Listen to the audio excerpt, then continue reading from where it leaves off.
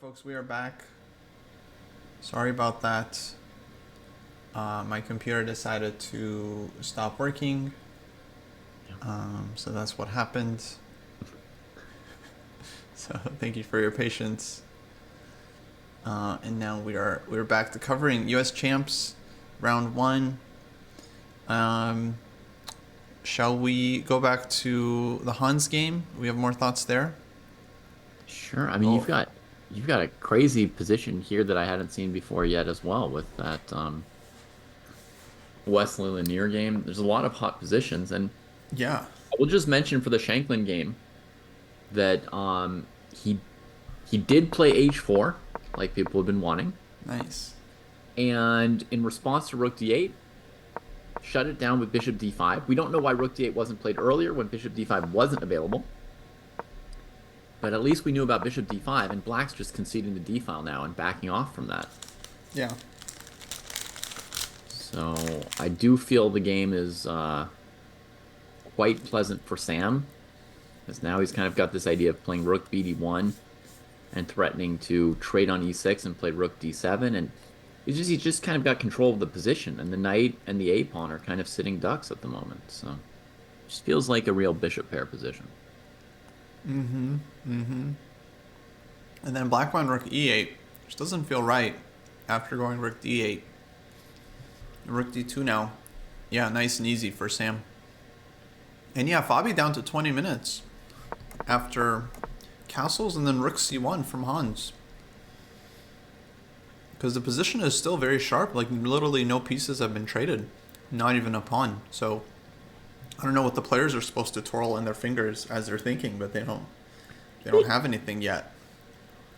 They I've have got to use mine. their I've got pen. mine. What are they gonna do? Yeah, exactly. Big color. Sometimes I use one here. I have a squishy toy actually. I know I like having a piece though during commentary. It helps.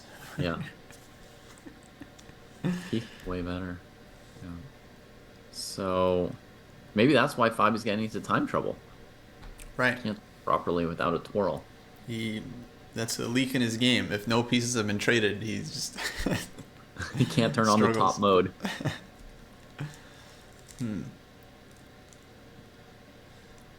Yeah, would a fidget spinner be allowed? I don't know. I mean, only if it's like non-metal.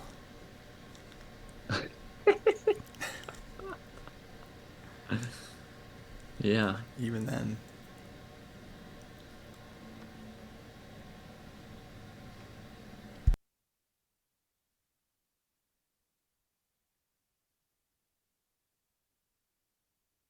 Rook C1 was a modest move, but I mean these modest moves are leaving Fabi a lot to think about.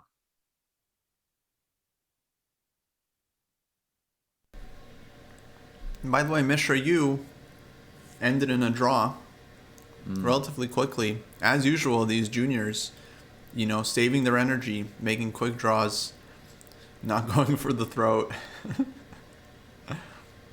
Hmm. That's why nobody wants to watch junior chess anymore, huh? Yeah. Who are we rooting for? That's a good question. Win the tournament? Mm-hmm. Oh, in my case, Sam Shanklin. Janky. I think I'm rooting. Hmm, I always root for Ray because Hmm. he's never won one. I think it'd be Ooh, nice what a for him. sad reason. He never got to win one. I just want him to have one. Yeah, Um, Ray would be fun. fair enough.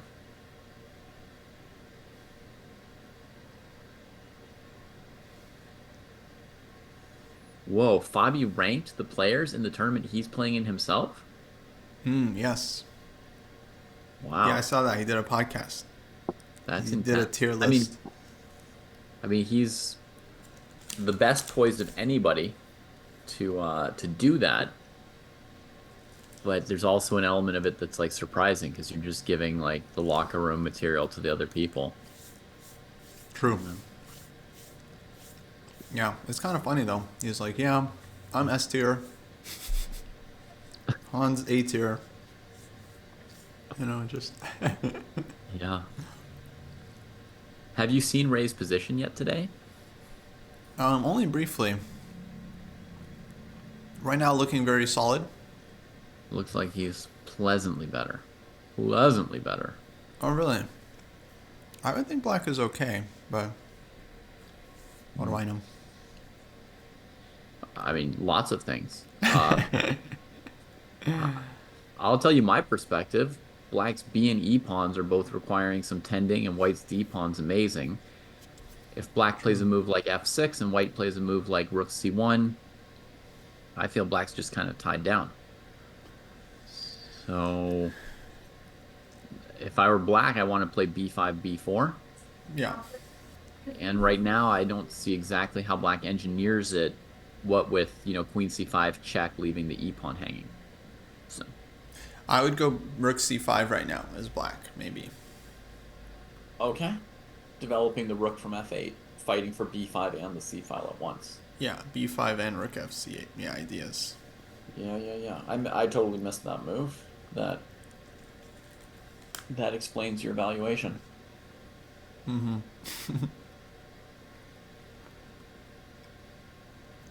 Nice move.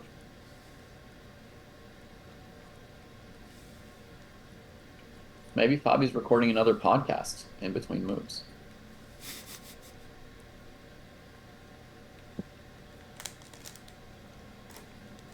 Yeah, I don't know what's happening.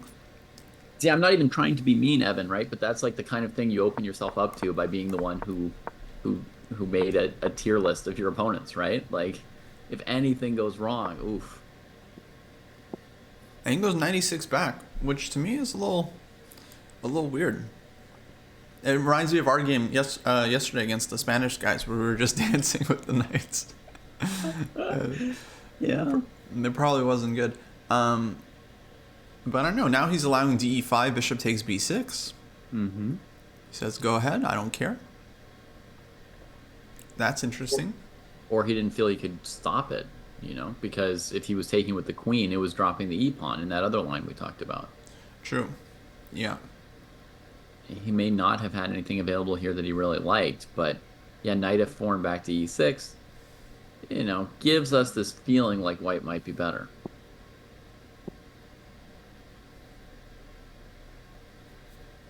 Right. That said, white played d4 when the knight was on f4. So this knight is asking questions of the d pawn that it hasn't answered yet, that it has never faced before, right? So Mm-hmm. if this provokes d5 or d5 or something, then maybe that's the meaning of coming back. Yeah.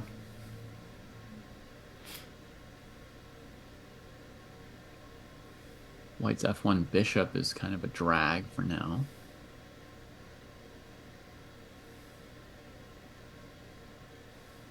I like the bishop on f1. I feel like it's a good defender. It hits the queen side. Mm-hmm.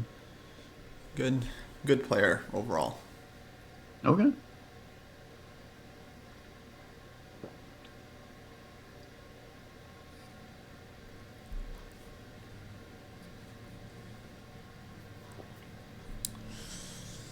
What is Hans gonna do next?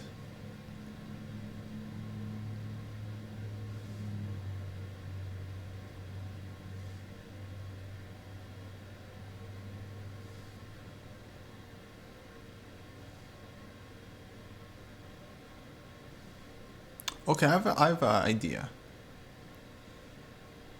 Okay, yeah, I have a very boneheaded idea, but maybe it'll help us understand. Yeah, let's say Hans goes DE, Okay. DE, Yeah. bishop B6, CB, and then knight C4. Okay. So you want to recapture on f3 with your queen, Right. and then take a pawn. Then B6 and E5, yeah, will both be hanging there.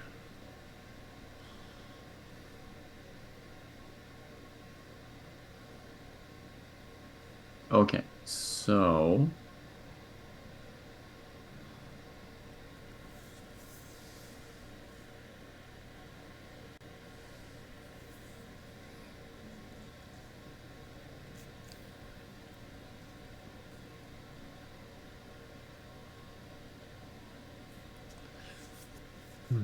I'm thinking rook d8 looks pretty good. Rook d8. Oh my god, that's way better than anything I was looking at. Yeah, just okay. Queen e2, knight f4, and yeah, white's doesn't seem like white's pieces are happy. Oh yeah, no, white's thrashed. Yeah. Okay. So yeah, I knew it was bad. I was just trying to understand, and now we understand. Yeah. So Good job. You came up with the idea and the refutation. good analysis. Okay. Yeah.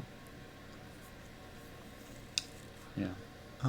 Someone suggesting king h1. Yeah, maybe it kind of gets out of the way of a lot of stuff. I'm not sure. I could see white putting bishop on e2 as well.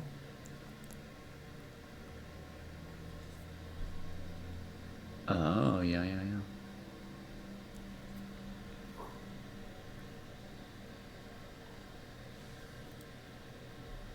Yeah, bishop e2 is playable. To me, the big question is g4, honestly. Oh, really? Just kicking him to the curb. Danger first approach. So g4, bishop g6. Yeah.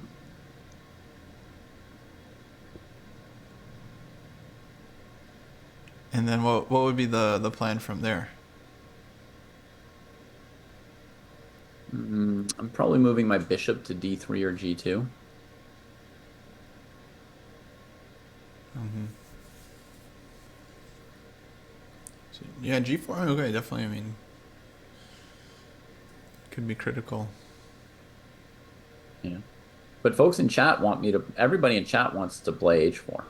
G4 and h4? Yeah. Which would threaten g5 trapping the queen. So they're not messing around. Yeah, actually, that could be a problem for 16 minutes here. Mr. 16 minutes. Yeah.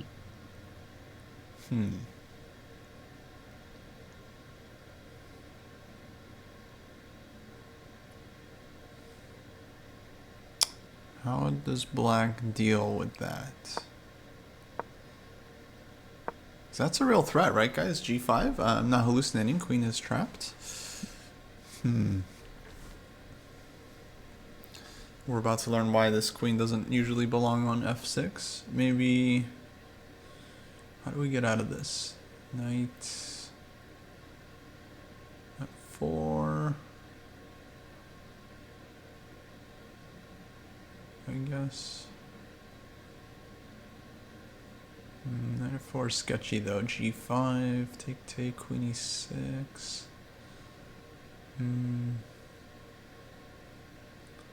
Bishop f4, ef... I don't know, maybe. Maybe knight at 4 after h4. I don't see another move. Yeah, we need a flight square. So... Yeah.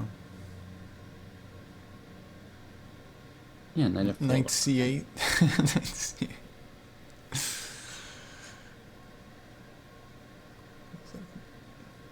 But it is very tempting once you see this idea. I mean, g5 is just like very, it's right there. Even on ed4, g5 is still working. Although, there, taking on e3 and taking on f2 is a bit complicated. True, yeah. Yeah. Like, you get rook, dark squared bishop, and 1 or 2 pawns. White's dark squares are ravaged at the end.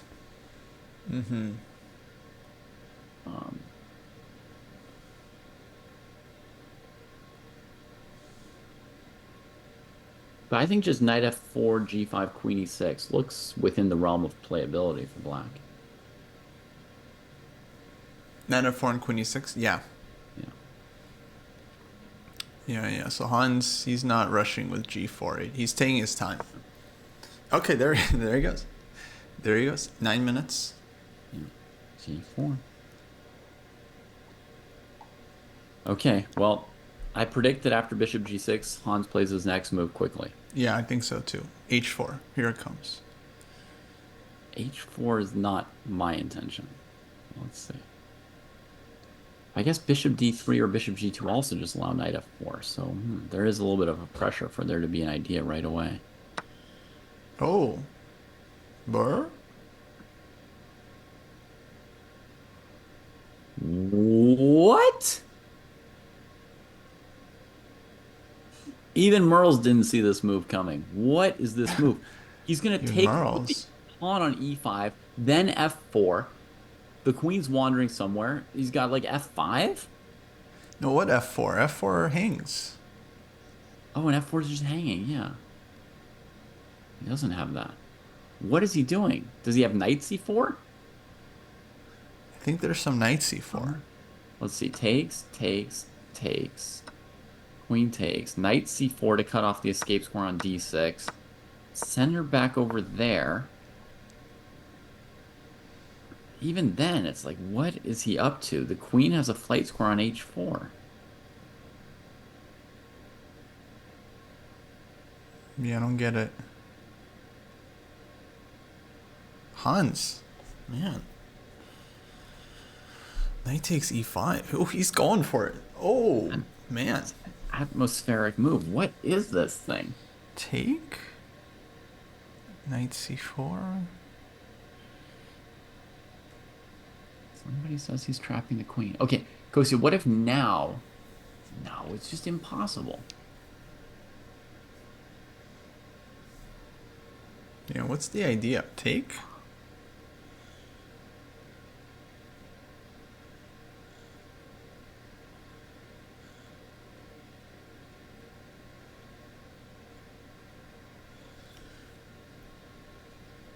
I'm not seeing it. I'm not... Okay, here's an insane move, Kostya. Knight e5, d e5, next knight comes to f3. d5, knight f3? Okay. No, but it's just refuted. I mean, even e4, e5, pawn takes e3. Yeah, too many What pieces. am I trying to do? I guess f e3? Queen f4. She escapes again, right? So Fabi takes. He's like, alright, boss. Let's see it.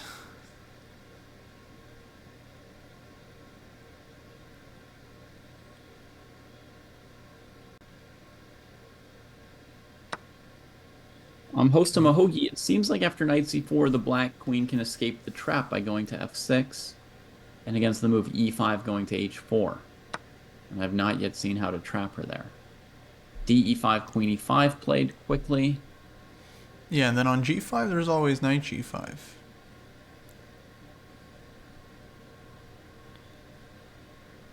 Well, let's say this for Hans. None of us considered this move, and even once he showed us this move, none of us knew why he did it.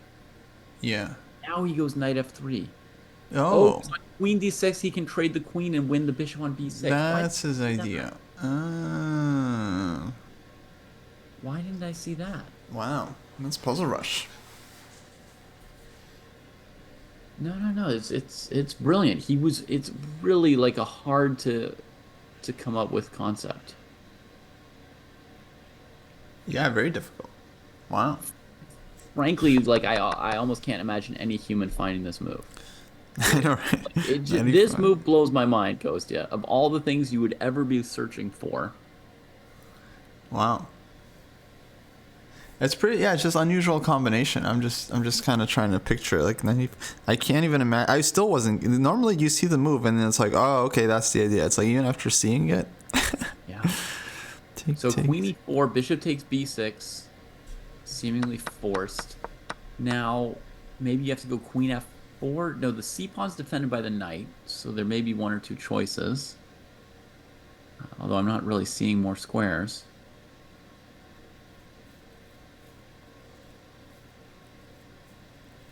Scary. Queen f4 looks like. Maybe queen d5. Yeah. Queen d5 actually maybe it's starting to look less scary. Mm-hmm.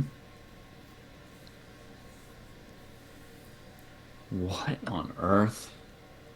What on earth? That was one of the most surprising moves I've seen somebody play. Very surprising. Knight take, and it's just like unusual tactic. Yeah. Hans with the Oddly, it leads calculation. to a position that might not be super far from equal, right? But it's like, Mm-hmm. how does one even come up with this thing?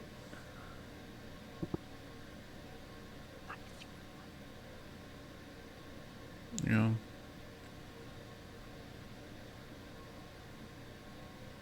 The only thing I got right was that he would put this kind of clock pressure on Fabi, right? That when he played G4, he had thought deeply ahead and was going to play a few moves quickly right afterwards.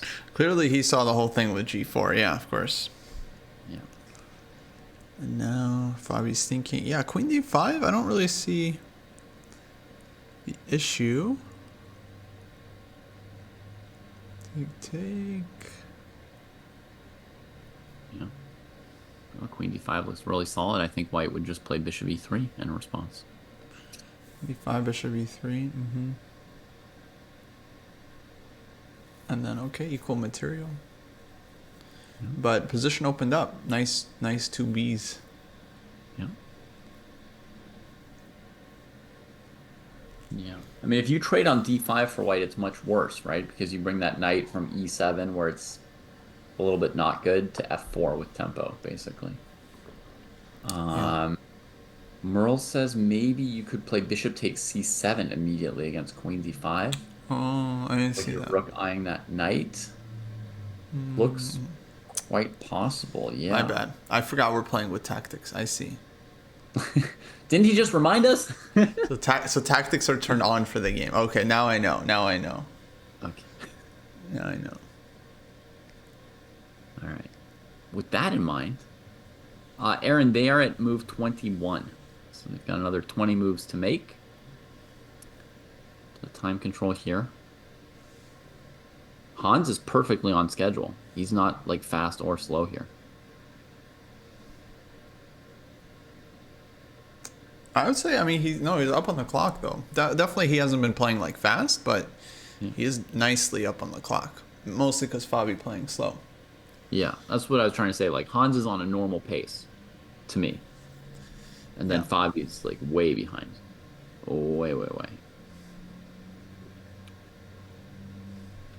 So let's have a quick look at Queen F4.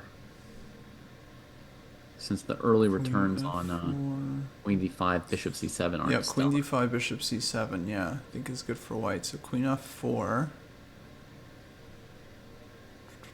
Then Bishop E3 tempo. Mm-hmm. Queen D6 for argument's sake. You trade. Put a rook on E1, a bishop on B6. Ooh la la. I think that endgame looks really bad for Black. Quite pleasant Yeah. for an A-tier peasant. And a Bishop E3, Queen F6.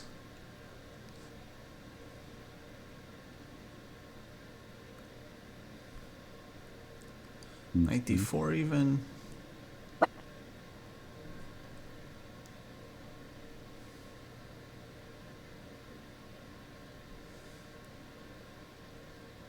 Yeah, I mean, I guess Queen F6 is what you have to play. It looks a little bit awkward, but sometimes that's what you got.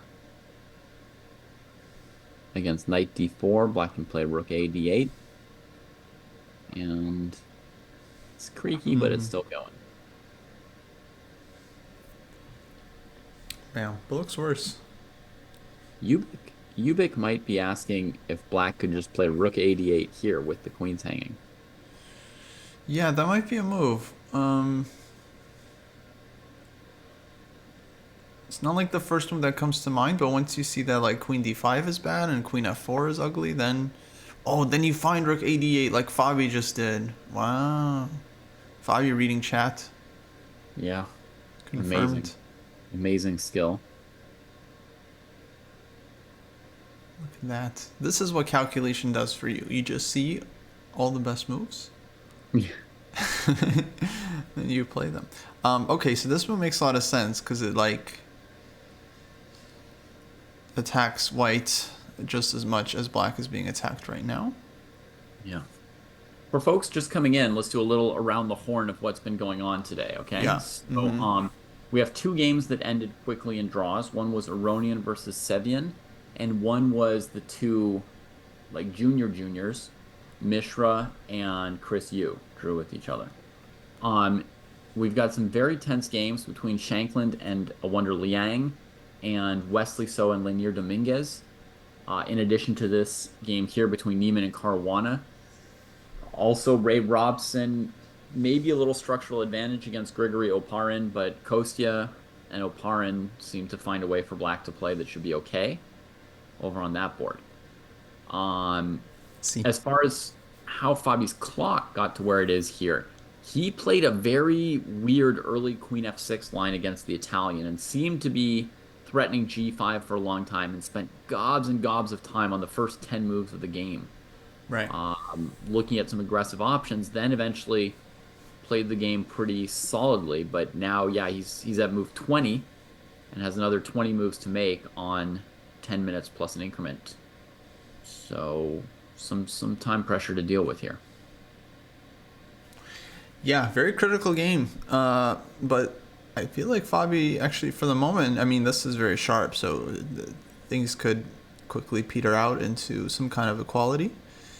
But he is under big pressure, and it's only time on. I mean, and it's only move 22 now for White, so Yeah. 19 moves to go. The move 10 minutes I on the clock. the move I want to ask about here is knight d4. And I just want to say, even to play rook a8 in 5 minutes, even if Fabi saw Not that enough queen time. f5 and queen f4 weren't awesome, he can't just bash out rook d8 just because he needs an alternative. Like, I think the move knight d4 in response is very tricky. So it's the kind of thing where you have to think a little bit. You can't just say, oh, well, I need a move. Let me play this aggressive move. You can. It's just you usually lose when you do that. Yeah, okay. Fair enough. I mean, at But his level, he can't just, yeah. but no. But that's the thing. Fabi doesn't usually lose. Like usually Right. this, he knows what he's doing. Knight d4. I agree. It looks very scary. I'm thinking queen f4 Okay. is logical. Yeah. And then what I really wanted was to steal the pawn on a5. Bishop Coast, a5. Kostya knew what I wanted, but I didn't know actually. I didn't know. oh no? Okay. I mean, no. To me, It's a very sharp position. I'm just trying to make moves one at a time without blundering. One move at a time that doesn't Um, hang a piece. but after 94, after takes, then feels like c5 for black. C5, there's bishop takes d8 coming up, right? So I True. take en passant first, and then if you recapture, I take the rook. Oh, knight takes. Oh, take en passant. Oh, right. Yeah, yeah. I And I see. can always unpin with knight takes knight on e6. Yeah, exactly. think So that's I not working. think you probably want to try and take on d4 here. If I sneak your a pawn, because Yeah, knight d4. I think better. I feel like if you don't do something amazing, you're actually going to collapse here as black with c7, d8, and e7 all kind of Mm-hmm. being stared at. So knight d4, pawn takes d4. Now c7 and e7 are hanging. So I was expecting rook d4. Yeah. But maybe we should also mention maybe there's also just a knight d5 kind of move here. Right.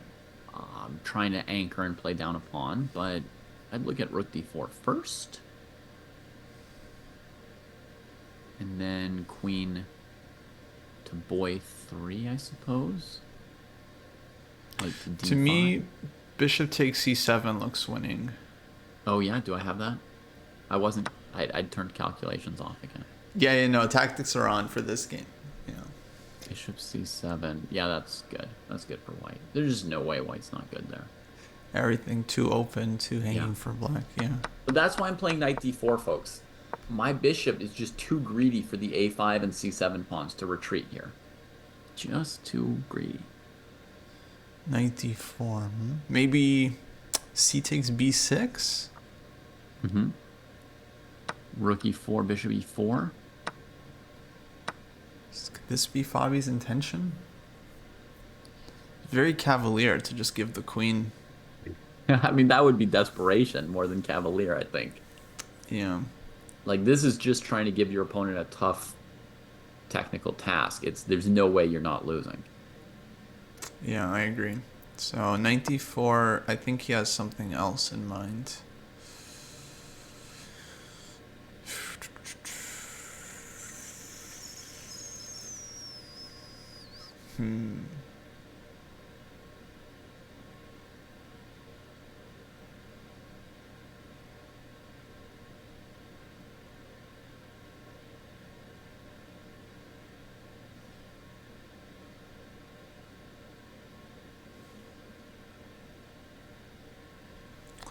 Yeah, really sharp. I don't know. And now Hans can play knight d4 here and ask Fabi the same question. Sharp stuff. Yeah. Rakshit, the thing about playing b6 against my bishop on a5, which is a good question, is that the bishop's not only attacking c7, but it's looking to play bishop b4.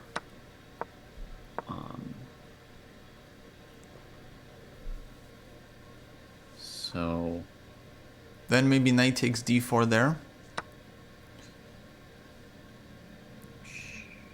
Oh yeah, that might save you. Would have to have calculated again. Yeah. Guess it feels like I blundered that. So maybe this is very concrete. So queen f4, if takes b6, maybe that's working for black.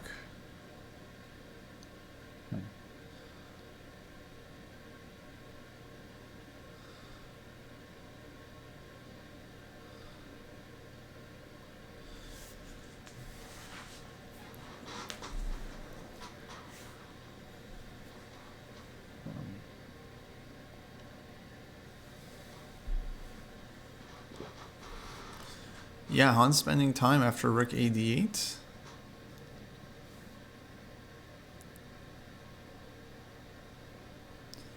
Definitely seems like a move he wouldn't have anticipated ahead of time, given like, okay, he spent all his time on g4, and then he calculated like this knight e5, d5, very creative knight f3, like takes bishop. The rook ad8 now is super, super deep to anticipate. Yeah, there had to be some limit to how far ahead he looked. Yeah. Oh, knight d4. There we go. And queen f4, instant from Fabi. So Fabi using Hans's time to calculate. Yeah. And okay, recently actually there was this thing with this podcast with Dubov that I listened to, where Dubov said that Fabi is the least talented top player in the top 20. In a good way, in that he's inspirational in how hard he's worked to get to where he is. Right. Was Dubov's point.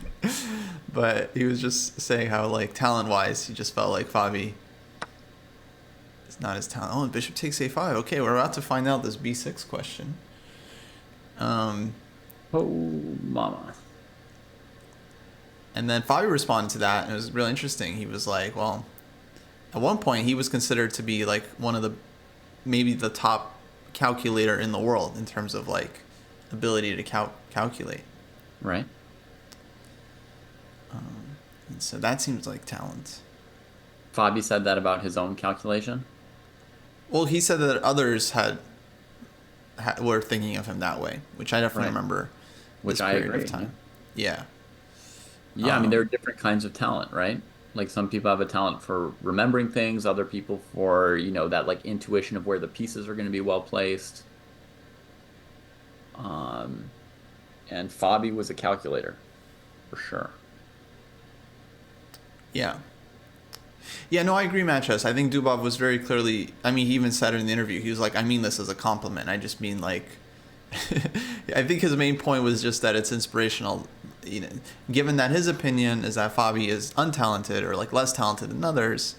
It's inspirational how hard he had to work to get to where he's at. Of course, you can disagree with the talent thing, which I think a lot of people would, but yeah. It was definitely not meant as an insult from Dubov. Yeah. Yeah, Evan says that they've always thought chess talent was an innate ability to understand where your pieces belong. Uh, Kostya, do you subscribe to that, or to something like what I think, which is that there are several different talents and you could be talented in one way or another? Yeah, I think there's different kinds of talents, and there could be stuff related to like pattern recognition, like memory, and like Mhm. spatial understanding. That would like make you like slightly more adept to like tactics and stuff. Mhm. Um, so for me, that's kind of like what I would think about as talent. I think there's also like a positional intuition thing, which some players have, some players don't. Yeah. That kind of feels like talent as well, though that one is more. That one's a bit more hooey because it's like, what is that? Like that's gotta like the spatial one I understand because that's like okay, your brain is kind of a little bit better at seeing certain graphical patterns than other people. Okay, fine. But then what about like the you know where the pieces belong? Like what would that be? Why would some people naturally just be better at that? Yeah. Yeah. And I can tell you, I've analyzed with some juniors, um, like way back when I was in my teens, I analyzed with a few players who were younger than me, so they had even less time for, let's say, training to have overtaken talent, right? Mm-hmm.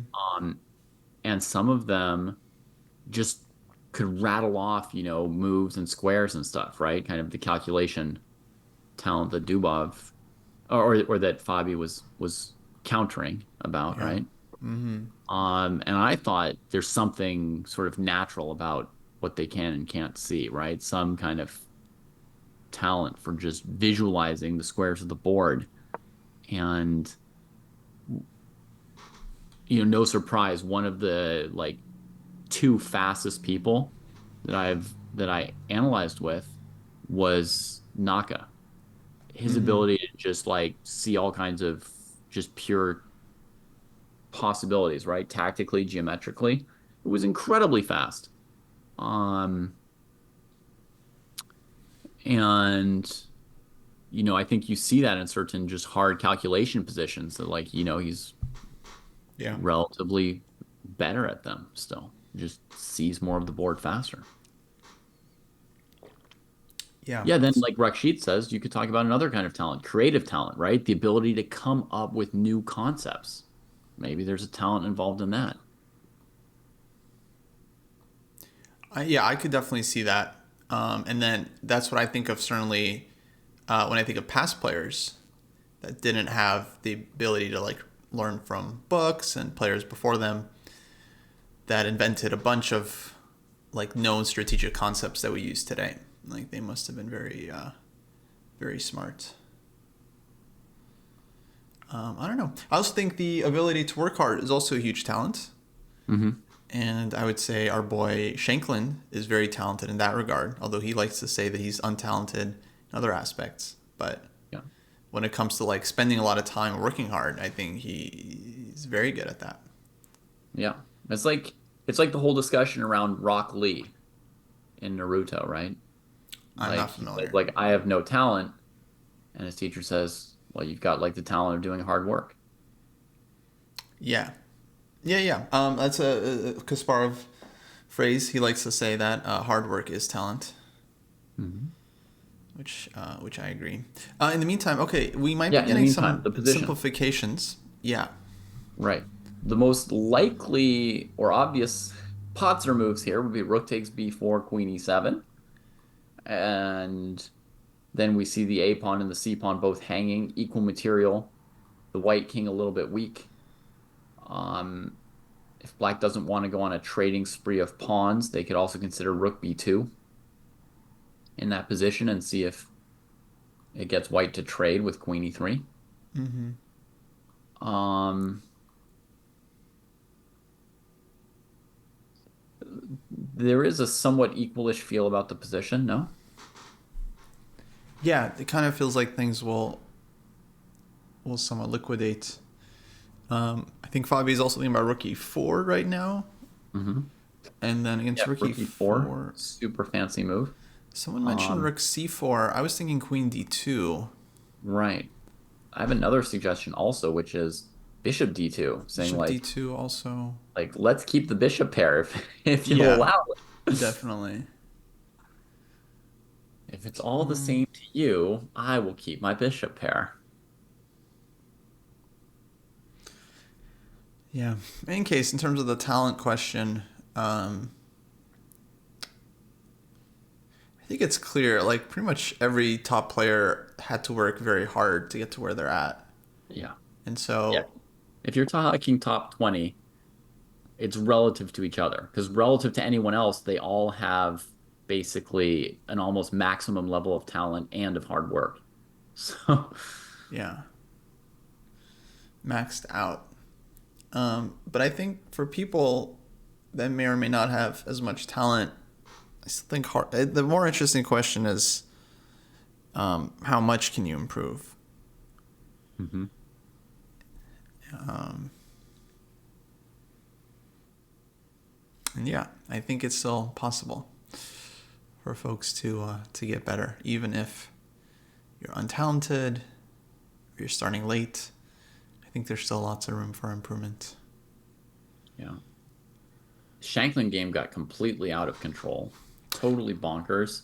And Yeah, let's Dominguez check and there. Pro still have a very complicated position, and they're at move 24, so they're also starting to get into similar time pressure Oh wow. as Fabi. Okay, here we go. U.S. Championships heating up. Let's catch up with Sam. So Yeah, he got rook d2, rook d1. He c5'd. yeah. At that point, I thought things were going great when I was watching Right. this out of the corner of my eye. Like after that C5 pawn trade, I was look at those bishops. Yeah, and then he g4'd as well. Right. And so he goes for G4, and this is the moment where Black's position is like the closest to just falling apart, right? It's like you're about to get thrashed, and a wonder fights. And then winner goes knight Knight D4. d4, which is an incredible move, hitting both bishops. Bishop Yeah. takes d4, rook d5, gf, trades, f6, weakening the king. Using a pawn to weaken the structure, chapter 9, I think, of Shanklin's Small Steps to Giant Improvement. Rook f5. Chasing the And pawn. yeah. And yeah, Okay. if Sam just has to take on D4 here, and a Yeah. wonder takes on F6 unmolested with the rook, Mm-hmm. then Black's great, pristine. Right. Black's happy. So basically, Sam has FG7 or some kind of weird move I don't see here. Mm-hmm. Yeah, either it's fg7 or try to force a draw somehow with some rook d4, queen d4. What I think fg7 we should just briefly look at. What would be the issue Mhm. there? Queen f4, Queen queen D4. d4. Yeah. Defends f2. Seemingly covering everything. Oh, fg7, rook f2 maybe. Oh, yeah, the pro guy. Rook f2. Jeez. That could be a nice draw. But Sam might not have more than a draw here, so that might be okay for white. That looks like a draw to me. I don't see how the king gets out. It's a nice Yeah, the one. king definitely can't go up if Black goes Queen F4, Queen G4, Queen F4, etc.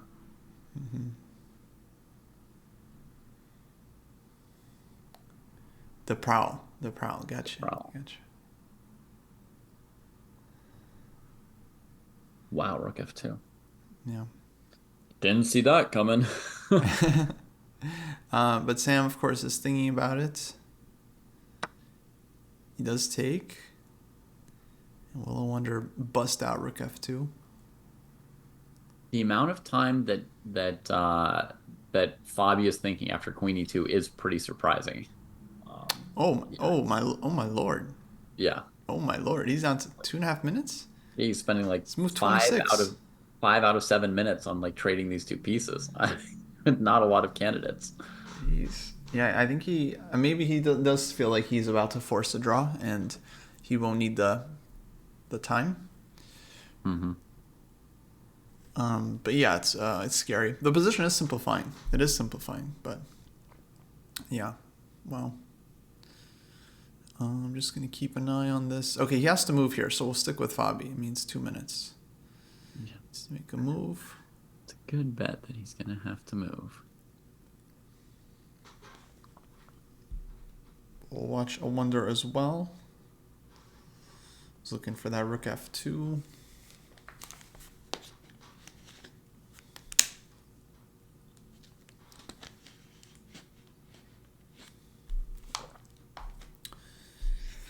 Yeah, 1.5 minutes for Fabi.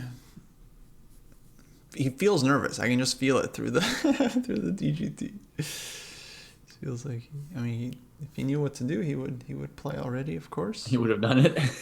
yeah.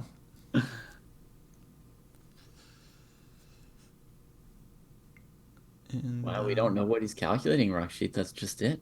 None of us are on his level, but yeah, my best guess is he's looking pretty further ahead at rook b4, queen e7, because I don't see he's another definitely candidate he's really just going to love here. I think trying to just force a draw. So take rook a4, queen c7, take, and then I think he's trying to just see all the way. Yeah. I mean, I tried to look for other candidate moves for him to explain this. No, he's just played rook b4 now. 9 minutes out of 10. That's shocking. So I looked at the move bishop d3 with the idea of like queen e7, you could trade bishops on f1 and then take on b4, but there's queen f8 check, right? So bishop d3, queen e7 is losing. It's not an alternative candidate move. Yeah, I didn't see much other than rook b4. Yeah, neither does Fabi. Takes. Now Hans can take on c7. I'd probably take with the queen here as white, because my king is open, and in the endgame we can go after the b pawn. That seems like white's only thing to really play for here. I mean, rook c7, you're playing for queen f8 check. Your opponent's got a minute on the clock. Oh, true. Rook c7. And if they play f6 to get rid of back rank mate, then they get second rank mate. Yeah, f6 no good. Okay, there's rook a8, if nothing else. But yeah, I see your point. At least that's, he's thinking about it, so he might keep the queens on. It's definitely more ambitious here. Yeah. And the wonder did go rook f2, so they're making the draw there with Shanky and a wonder. Yeah. So that game, I mean, it looked like it was going well for Shankland.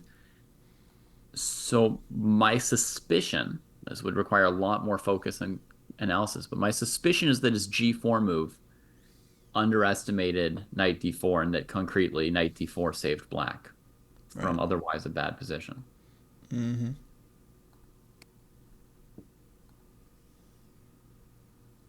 How dangerous is the endgame after queen c7? Or is it just equal? I feel like there's always potential for white because your b pawn is defended and locked on, and then b6 is kind of hard to defend. And Fabi h5, he had that ready.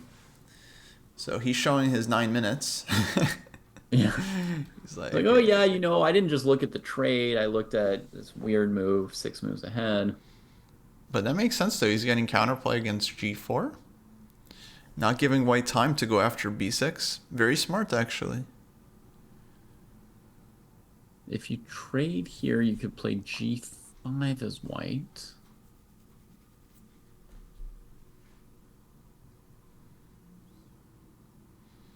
Maybe rook f5 then? Mm-hmm. Then h4. Rook f4. Rook c4. Mm-hmm. But then, okay, white's not going after b6. I think black is safe. Trade and bring out the other rook to c8. Yeah, exactly. Yeah, nothing special. Yeah, I think he's holding this one. Yeah.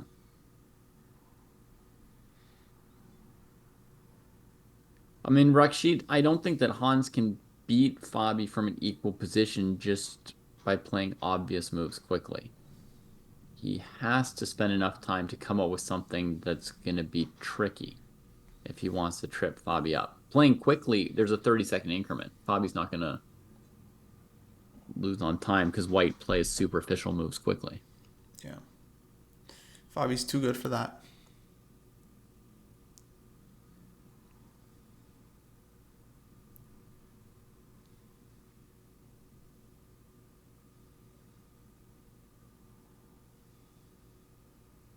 Yeah, draw seems likely. I think black is okay here. I think he's getting enough counterplay on the king side.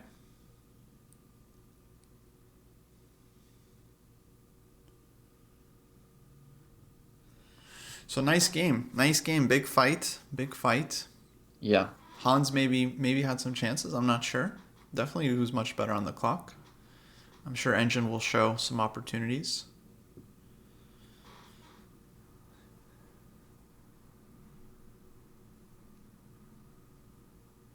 Yeah. Ooh, queen takes b6. What?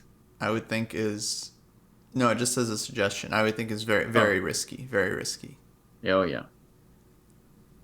because White's king is just too open. Yeah. If you could somehow trade queens and then take on b6 and sack your g pawn, you could force black to play some very precise moves in that endgame. But you can't both get the endgame and take the b pawn. Yeah.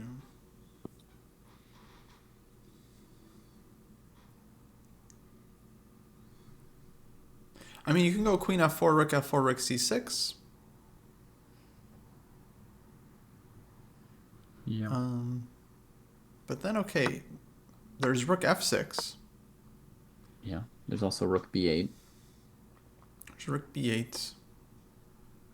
And I think hg is reasonable for black. I think you get enough play there. I would think.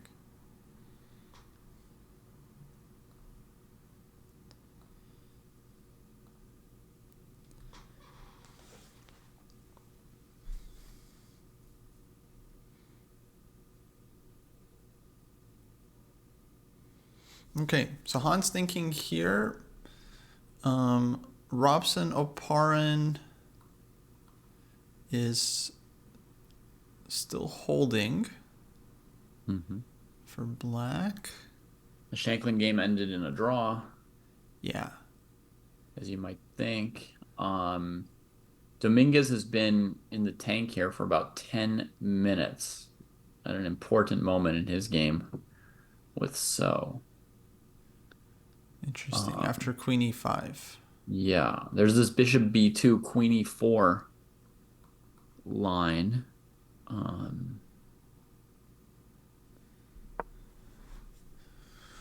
Ooh, rook c sound. Got it. Very aesthetic from Dominguez. Love these rooks. Yeah, feels nice. If black just takes a bunch on e3, however, the bishop is hanging on a3, right? Currently, yeah, there's queen a1 check. So this is a sack. This is a Oh, sack. sorry. Against queen a1, maybe he plays bishop c1. I was thinking that if black just trades on e3 directly here, Uh-huh. Yes. the Sorry. bishop and then the queen trade. My first thought was that Lanier's idea is to play rook takes f7, but the bishop's hanging. True. Yeah, black could take and go to h8. Yeah. And is at least okay. But yeah, maybe instead white throws in bishop c5 or bishop c1 or something. Mm-hmm. Yeah, bishop c5, maybe rook c3, so maybe bishop c1. Yeah. Although bishop c1, rook e6, and if rook f7, I go back to e1. Mm-hmm.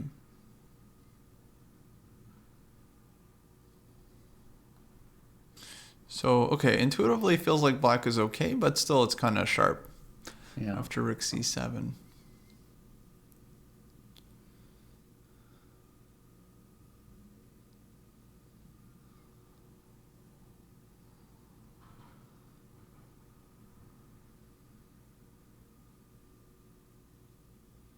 Yeah, so for example, let's say black takes on e3 a bunch of times, bishop c1, rook e6, and then white goes king h2, and we're still hitting f7. Uh-huh. Yeah.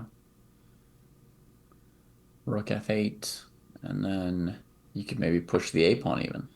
A5 or bishop A3 is there also. Oh, right. Yeah, because I had to retreat already. Never mind. I'm blundering that blindfolded. Yeah. So,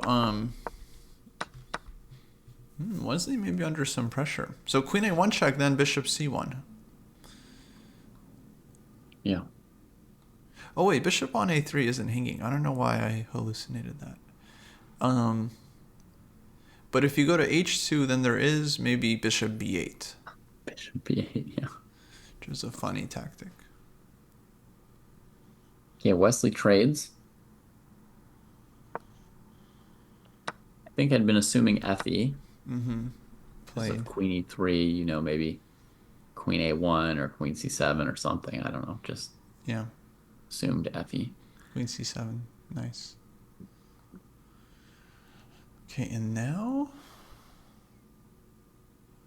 what Wesley gonna do?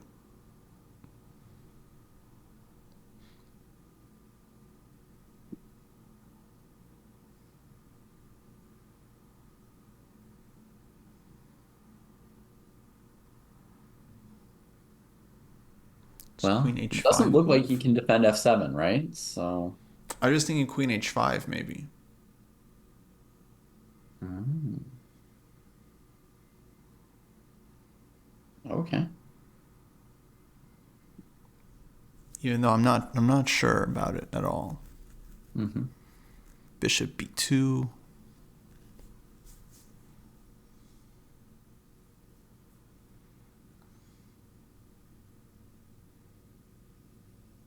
Hmm.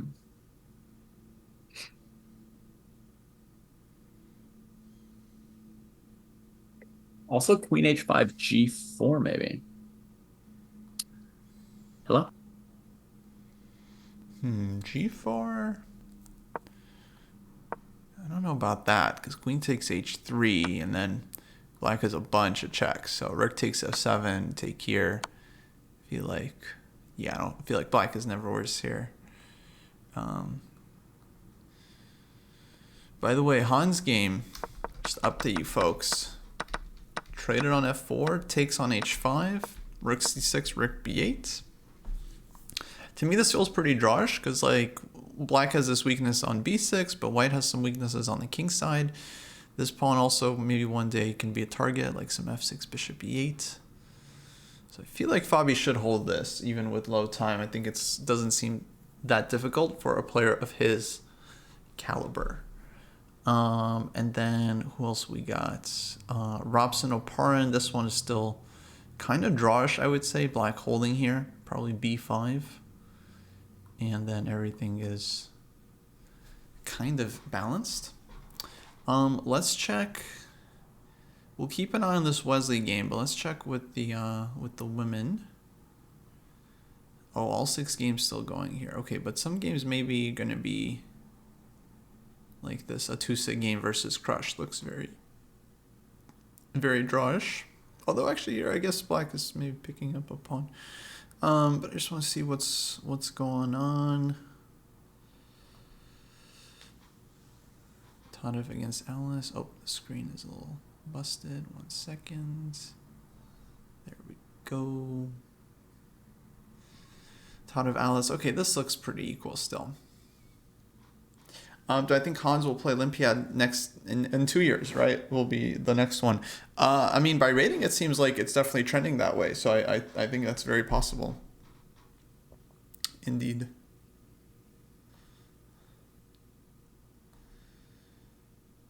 Yeah, I mean, as long as Hikaru doesn't want to play and there's nobody younger than Hans who's looking to peak that fast.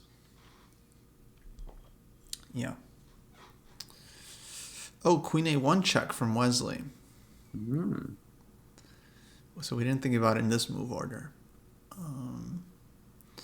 Okay, now if King H2, we obviously have a draw with Queen E5. Well, even there's G3. Okay, I don't know if we have draw. Well, G3, queen takes E3 looks pretty It's a playable. better version, yeah. But if bishop C1 here, then maybe then rook F8, huh? or something. Bishop c1, white's possibly not even threatening to take on c7, f7.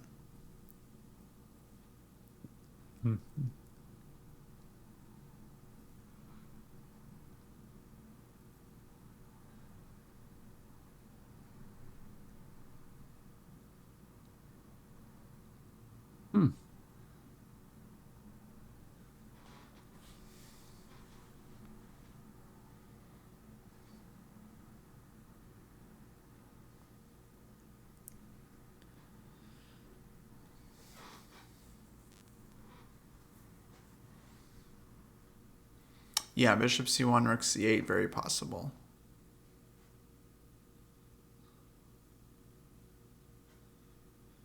I think we might see a repetition here, actually. I don't see a clear way for white to play this.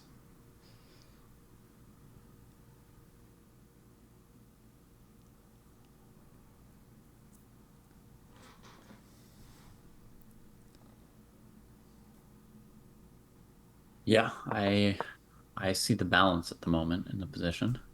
On rook c1, even cleaner repetition. Rook c1 tempo, queen goes back to e5. Yeah. I think rook is going to c7.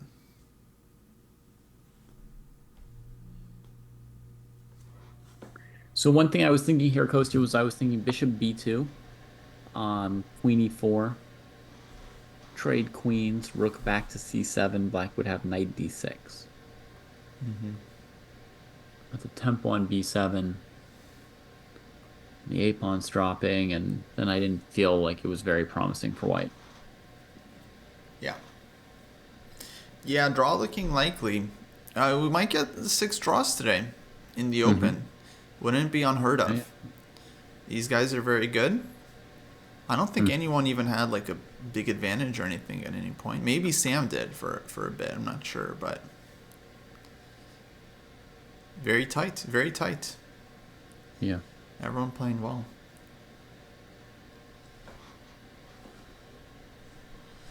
Yeah. I wish I played well. I'm just gonna throw that out there. I would love to play good chess. Yeah, so Queen A1. So Han's game, they're in the end game. Rook E7, King F8. I was thinking this is holdable for black. You have Rook F6 if you need at some point. And then Robson Oparin going on as well. Yeah, no dramatic advantages. I looked back at Abrahamian versus Alice Lee, and it looks like a pretty stable game still. Maybe now a slight edge for Tatev instead of for Alice, but nothing. Nobody's ever had something really dramatic in that game. Kidza versus Tohir Genova is pretty complicated. Yeah, this one is sharp, but optically, I mean, black looks ahead by material and maybe Black has an extra position. pawn. Yeah. But it also feels like we're very close to just like an e3 and then white getting in trouble on the diagonal. It's sharp, but feels like dynamically black has a lot of potential. Yeah. You could also imagine a scenario where black plays like rook b8 and then rook takes a3. Even though the bishop on b2 is a bad bishop, Yeah. if you look at what's left after you do that, it's like a monstrous passed pawn, and white's whole position is pretty shaky. So, yeah, sharp one. Okay, rook a5. And then Carissa kind of grinding. Playing out endgame.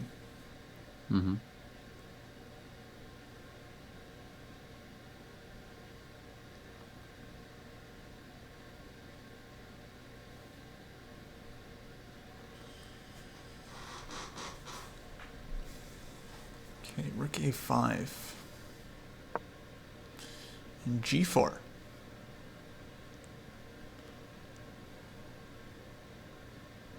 Oh, I see. Nazi wants to swing her rook on c3 over to h3. Yeah. Tricky. Tricky, tricky. Yeah. And the point of rook a5 was to somehow cover the king side through the knight on c5 laterally. Yeah, I'm not sure about rook a5. I guess, like, you would think she's looking for some rook c5 ideas, but I don't really see in what scenario that's happening. So I'm not really sure what the idea is there. Maybe the idea could be e3, e3, right? taking Rook away some kind of e3. option there. And some 94 business. Yeah.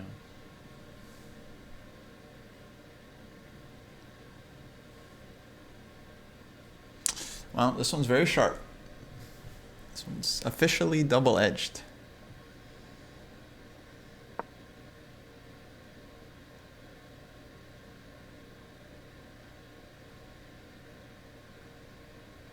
Fabi, okay, Fabi's still defending.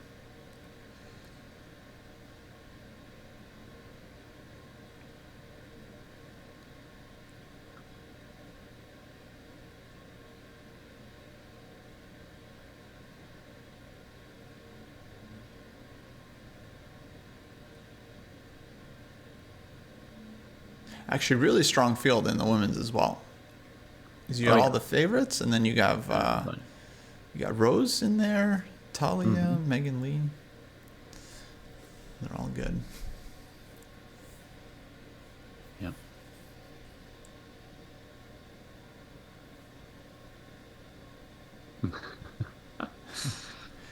Let's Yeah, go. that's like Rock shit. shit. 3 a.m. Nice. Nice. Yeah, folks, it's been a cool stream. Thanks for hanging out. We hope you find the tournament interesting. We definitely do. Youth championships have been going on for a while. Let's just Long try some moves. tradition. Let's just try some moves after e3, Kostya, because E3. Mm-hmm. Well, rook e3. Okay. The c rook. Yeah. Okay. And then bishop h1. Okay. Rude.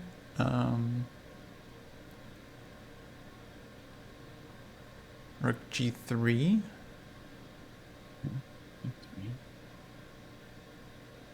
Knight e4. 84. Rook takes e4. Mm-hmm. Bishop takes. Maybe d5 there. Oh, I was so sure you were playing gh5. I didn't see this angle.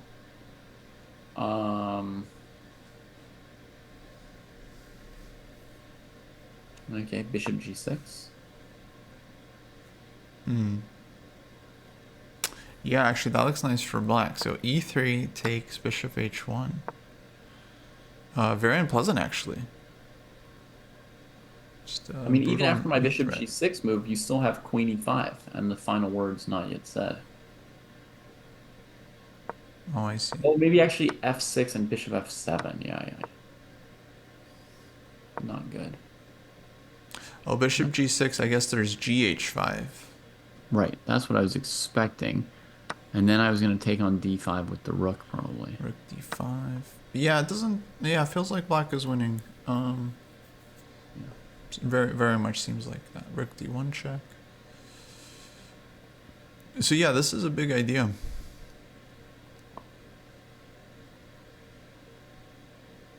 Oh, sorry. So rook g3 doesn't make sense. Okay, e3 takes bishop h1. White should go gh5. Yeah, that's what I was expecting. Oh, sorry. Yeah. That's fine.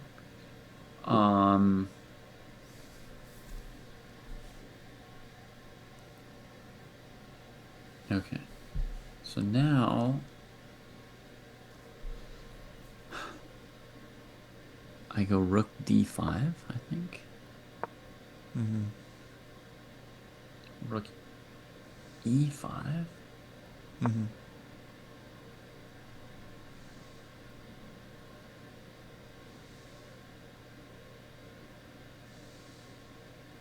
Yeah, I guess white's good there. Yeah, rook on a5 feels very much out of play. Yeah, I'm really struggling to make use of it. That's why I'm doing all this stuff. Right. Really for that piece. Yeah, it feels like a kind of intuitive tactical move. Rook a5, just line the rook up with the queen, but concretely I don't see the benefits. Because rook on a7 actually was standing kind of nice in relation to knight on a5. Right. These two are starting to get into some pretty noticeable time Oh yeah, pressure. they got 10 moves, but The 10 very position's critical moves. pretty complex. Yeah, I don't envy them. High stress situation. I would like to have 10 minutes per move at this point. And Begum actually is going down to time trouble. She doesn't fear time trouble. She'll go down to like a minute. But Okay, another really version of that, Kostya, would be HG, HG, E3, right? HG HG E3. Yeah, fair enough. Just revise it a little bit since GH was the move I struggled with. So rook takes bishop H1. And we have moves. We have bishop C6. Oh, okay. So, okay, the idea is to go rook D5. Yeah, or knight D5 maybe. Or perhaps knight D5. But rook D5. Yeah, rook D5 probably the main threat, followed by E5. Okay, scary.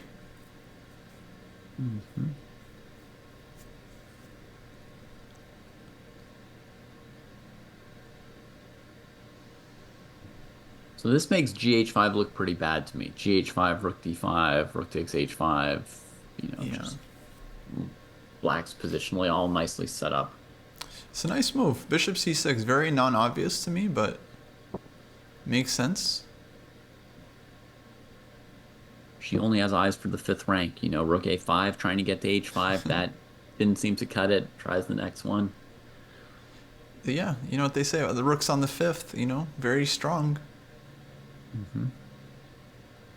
How about the most obvious move, rook B3 for white here? Because that's what bishop C6 gives up, right? True. And the other point of rook B3 is that it makes rook D5 less good after queen F4. Right. Threatening rook B8 check. That's unfortunate for black, actually.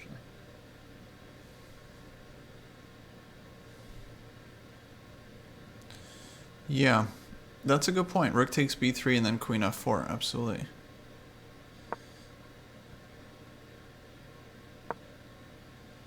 Queen Chat H4. wondering if Hans is making progress. I mean, he's got Fabi passive, so that's mildly nice for him. But he's got one weakness and no second weakness. Not yet clear how big a deal it is. I think black is alright, because he has this plan like F6, bishop E8. And that seems to kind of deal with white's activity a bit. Dang, Kostya, good call. F6 played. Yeah, Fabi knows. And then rook D6, king E7. So to me, it seems like, yeah, black is holding it.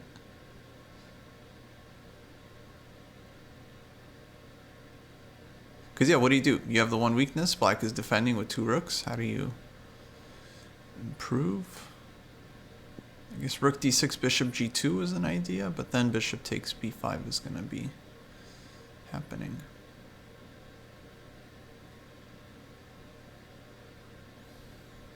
So rook D6, bishop E8. Rook D6 immediately, I think king E7. Okay.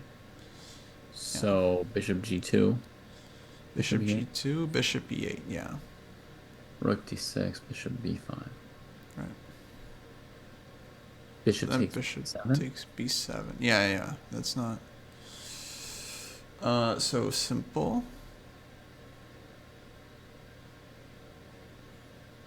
Maybe king E7 anyway on rook D6. Mm-hmm. Right, then against bishop b7, you have king takes d6, rook b6 check, king c7. Yeah.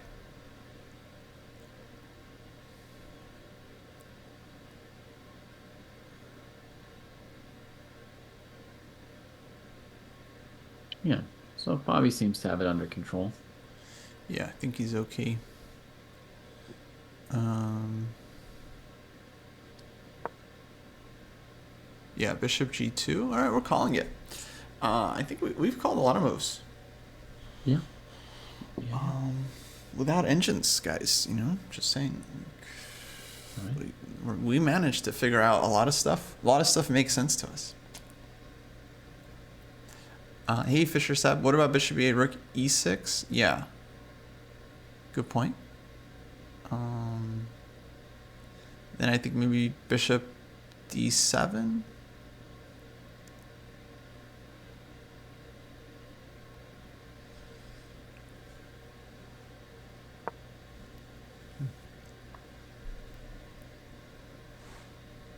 We should get the wild card this year. Yeah, next year. Yeah, I mean, there's talks.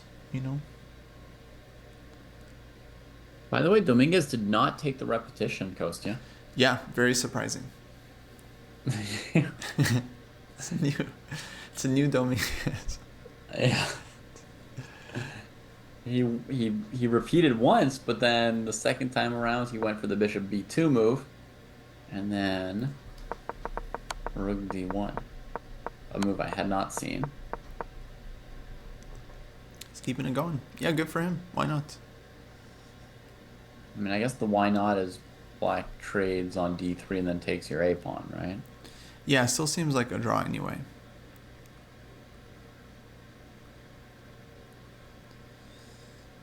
Yeah. Okay. So I'm not going to get too excited about it just yet. Yeah. But still, that's cool. Nice to see them played out just longer because, yeah, why not? So, yeah, Hans goes rook e6 and bishop d7 from Fabi. And, yeah, the rook just doesn't seem like it can stay on the 6th rank for very long. And it's hard to take on b7, take on b6 because of bishop c8. Right. Or bishop d5. Yeah, and that would be the idea for white, would be to take on b7, but doesn't seem to do anything here. As far as the size of the field, Evan, I actually would not like them to reduce the size of the field. There's so many top players in the US right now. I feel like they need at least 12 spots, right? Just to have all the super GMs plus one junior and one US Open champion in there.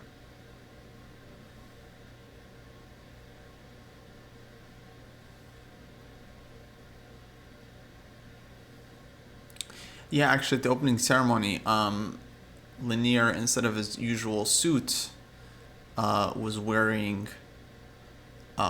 just like a full-on. It was like a fantasy biker outfit. It was like he was like a biker, but like a dragon. It was like this very elaborate like costume even, and he had like wings and like a tail and like a whole like metal. It was like a several $1,000 movie. He looked like a Spider-Man villain basically. Wow. And he's like, yeah. And then actually, I remember he said, crazy. "There's a new Lanier in town." He said that as a quote. He said that. He turned to all the journalists and said, "Put this down." And then his eyes turned red like the Terminator. Uh-oh. Yeah, and then the feed cut out, so I didn't see. Oh wait, yeah, that might have been a dream. Yeah, I forgot actually.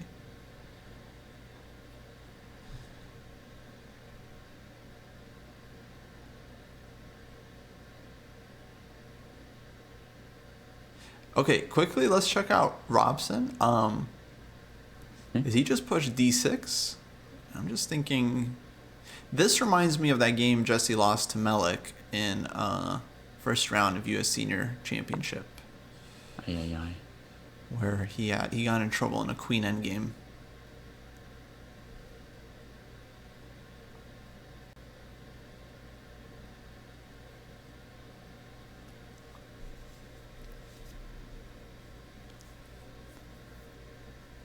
Oh, the black queen can't get to the square it wants here.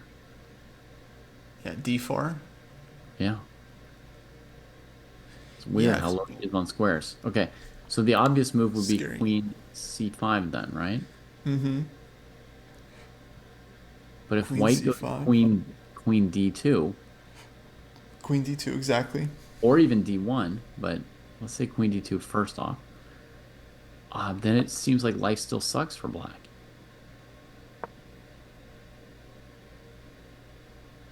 Yeah, queen c5, queen d2. You don't want to go queen c6, queen d7, because then queen d5 check. Queen takes e5. So is a pawn in some trouble here?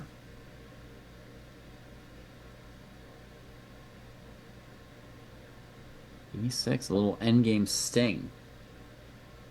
A little endgame sting after black did kind of everything they thought they were supposed to do.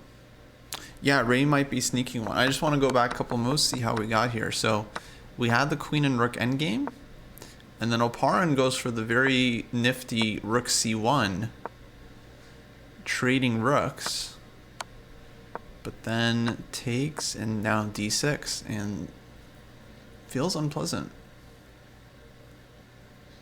So instead of rook c1, is everything copacetic if he plays like h4 or something?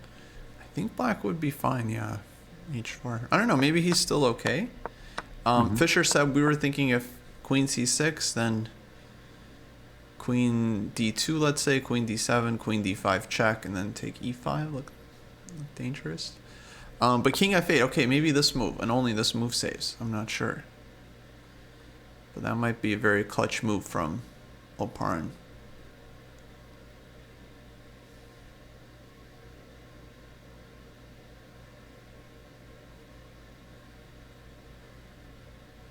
So against a move like queen d3, you play king e8, Yeah. d7, king d8. You blockade with the king, and then queen stays active. Against moves like queen h5, you give perpetual check. And look at this. Yeah, he's just giving the h pawn. So here you can take on h5, check, and then play h4.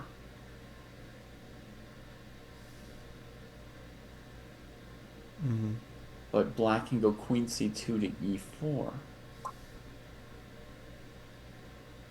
So maybe white should play h4 first before taking. No, he just grabs it. So now queen f7, queen d5 is a thing. Okay. Take on e5, and then you go h4 Yeah. to avoid the perpetual. So Ray might be going for a queen endgame squeeze. Yeah. I mean, the a pawn's hanging. It's not just an obvious thing, but it does have some chances. Yeah, probably. Yeah, definitely not risking with white. Yeah, there he goes.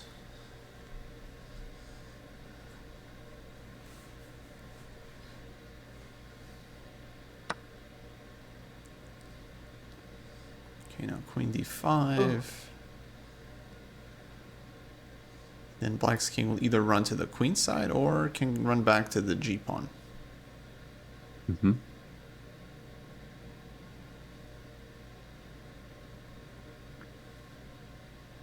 I think you run to the g pawn. Yeah, I don't see why. Because if okay, yeah, black is still, I think, definitely playing for the draw, so you're kind of always fine with a perpetual. Defend the g pawn, get counterplay with the queen side, try to get counterplay with the queen. Probably enough for black, but we'll see. Yeah. So king e7, we're expecting takes, king f7. No, Yeah. but then queen f4. Queen f4 loses for white. Take, take, b5. Yeah. I kind of liked h4 for Ray on move 34, even though he might have the edge in this position as well. Yeah. Um, I felt like 34 h4 was the right move. It's like the move you have to play, and black, I didn't see like a really good move for black in response to it. Mm-hmm. because here he's kind of two-stepping his way to h5. He gave black a certain amount of tempo. Right. And the d-pawn was the most dangerous one. So I guess a basic calculation question here is king e7, queen e5, king f7, h4, queen takes a3.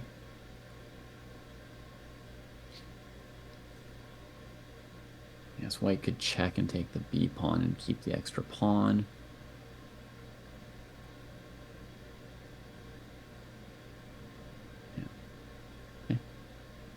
Yeah, I'm not sure.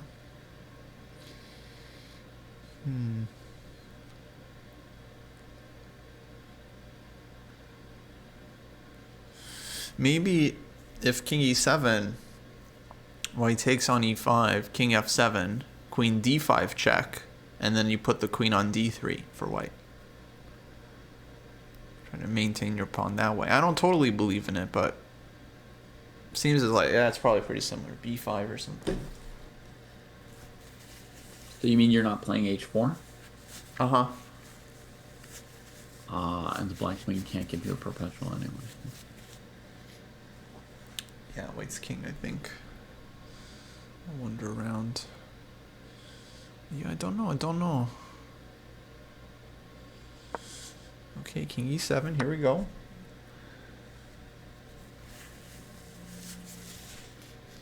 I just want to see, okay, Nazi against Begum. This one is, oh, this one's kind of blowing up. I think you have 5 moves to make before the time control. And just go back, see what happens. We had queen h4, rook d5, rook b3, queen d8, rook a8. Okay, black switching the pieces over. Hg, knight e4. Because hg, if h takes g4, there is knight g4 and rook g5. So knight e4 played by white. It looks very scary for white here. Looks like the king is very open. Mm-hmm.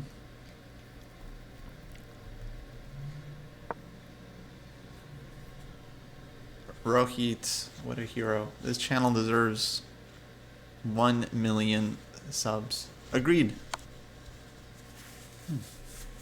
If everyone could just share with like 5 friends, we would be there in a couple days. Easy. Really? Oh yeah. We have 80,000 subs times 5 is 400,000 Right. times 5, 2 million. Oh, you mean if they then repeated it a second time? Yeah. Easy. Well, Fisher Sub tried to show it to his friends. Oh, and they weren't into it. Yeah. You didn't think of that possible problem. Tell your friends if they're not into it, it means they're not smart people. What? That's mean. Oh, no, sorry. What They're are they not supposed to do with that? good people. What are they supposed to do with that? Oh, that's not good. Dana Mirza, thanks for the raid. Thank you. You gotta Hello, say help everyone. to your friends somehow. Right. Dominguez and friends. so Drew.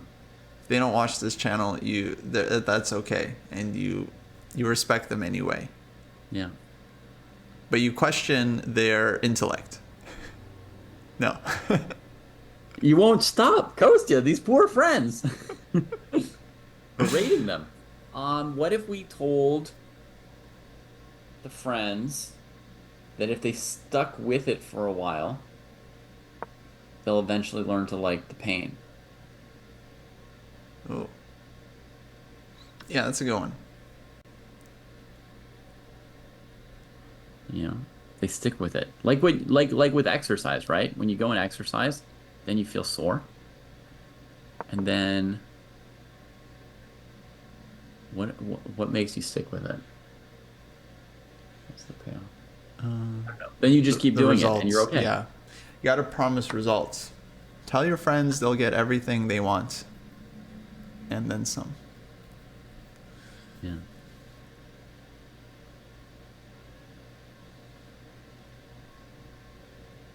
Maybe Fisher Sub's friends are doing something even better. That's what I would say to those friends. Yeah. I wouldn't tell them what they should do. I would say, oh, interesting. What are you watching instead? That's a good That's a good trick. And be like, Yeah. oh, yeah, that must be so fulfilling. And really make them think about it. Yeah. All right. So, Aaron's on Twitches. Welcome here. And yeah, we're looking at this position as well as you. We can't tell you exactly how we would analyze it seeing it for the first time because we've been seeing it for a moment. Um, the really important factor is going to be the safety of the white king and the activity of the bishop on b2. At the moment, the white king has bad safety and the bishop on b2 has bad activity. Either of those are factors which are distressing for white. Yeah, we've seen similar positions before, so that occurs to us quite naturally. Begim played it very, very calmly by just putting the bishop on d5 instead of trying to, do maximum damage to the pawn structure on h3. Just by getting the bishop to d5, she locked out the bishop on b2, so it's kind of a one bishop's good, one bishop's bad scenario. Yeah. Yeah, very scary for white here. Yeah. Black has a lot of pressure. White has a lot of weaknesses. Rook is hanging. If the rook moves off the third rank, there's rook f3. And if the rook moves off the b file, there's going to be rook b8.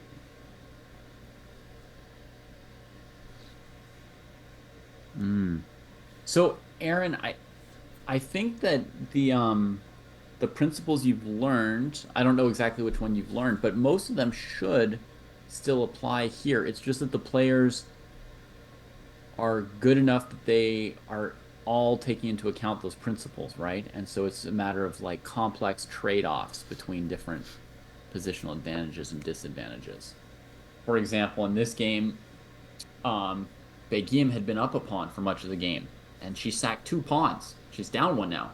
Sacked 2 pawns to sort of transfer to this sort of clarity of the bishops here. And that said, she needs to break down g4 if she wants to win, right? She needs to go queen g5 and maybe f5. Yeah, there's another idea. There's also queen h6 too. Queen h6, yeah. And queen g5. Both are moves in this position. I guess white is playing f3 against both of them. Mm-hmm. Not really seeing another option.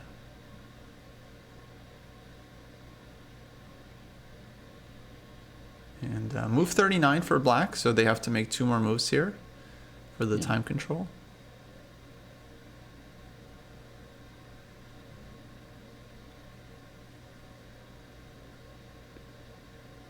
Yeah, this phase also requires a fair amount of calculation, Aaron. Like, in principle, black would like to checkmate the white king on h1 or g2, right? And so then principals say, well, we got to get, the g4 and possibly f3 pawns out of the way, so prepare for how we're going to break through them. But then that's just like a lot of calculation to see if you can make it happen. I think queen g5, f3, there's this interesting follow-up of f5, which to me feels like it has the potential to crack white. Yeah. Oh, Gokul fan says, yeah, we could maybe crack white with a bishop just sack on take. f3. That's important. Yeah, just too. take. You win the queen. Oh yeah, that's big then. Oh, and Begum spotted it, so she goes queen g5. Queen g5. Oh, that's a big problem for white. Is rook e5 a move? What about rook e5?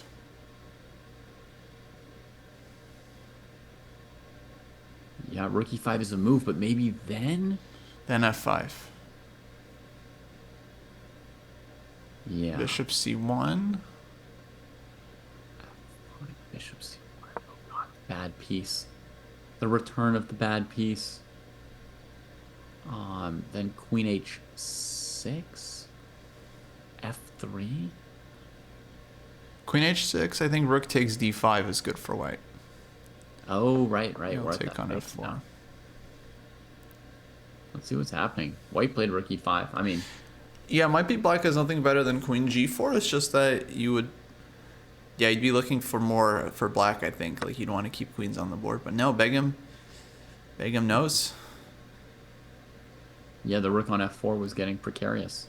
And in the end game, black still has very nice attacking chances. Yeah, still looks really promising for black. Well, the key thing is white really wants to trade queens here. But if they do, there's this king f1, bishop c4 trap, Oh, that's a problem. right? That the king just can't get out of. So, um, alternatively, king h2. Now you're in danger of black trying to swing the a8 rook over somehow, which is devastating. But also at a basic level, there's rook g2, king h3, rook f2. Yeah. And, you're down a pawn. There's two connected passers. King's still weird. So I think rook g5 here, yeah, might be only move. So, yeah, maybe rook g5 could be the move.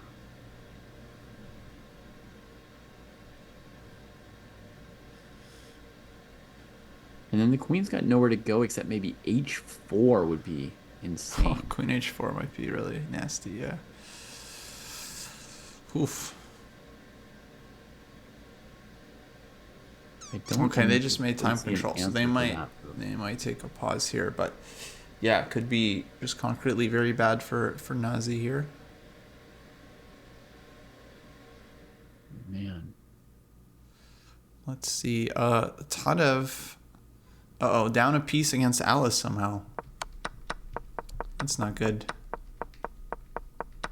Looks like she went for it. Bishop b7. Takes on a6. e5. Bishop gets caught. b3, knight a3. Seems like something went wrong there.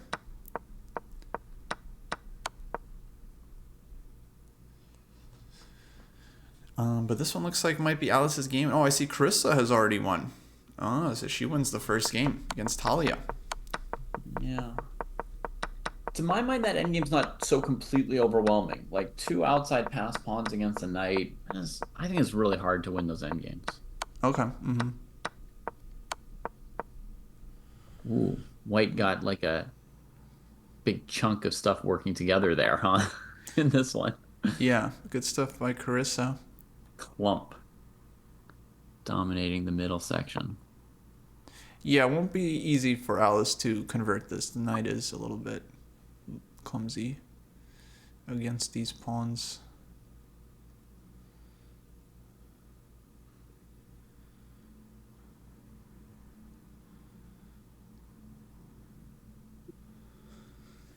Oh, and I think Rose might be... What do you think of this position, David? I think Rose might be doing very well against Zatonsky.